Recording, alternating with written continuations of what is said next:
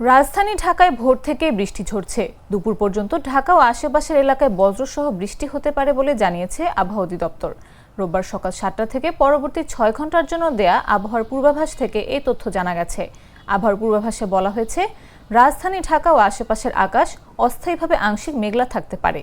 একই সঙ্গে হালকা থেকে মাঝারি ধরনের বৃষ্টি ও বজ্রসহ বৃষ্টির সম্ভাবনা রয়েছে। এ সময় দক্ষিণ ও দক্ষিণ পূর্ব দিক থেকে ঘন্টায় 10 থেকে 15 কিলোমিটার বেগে বাতাস প্রবাহিত হওয়ার সম্ভাবনা রয়েছে।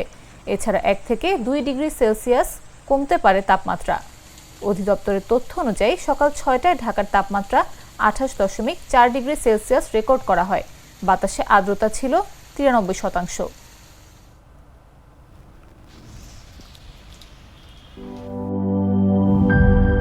বেশি পাকা টমেটো আর সিক্রেট রেসিপির কম্বিনেশনে তৈরি প্রাউন সসের বস।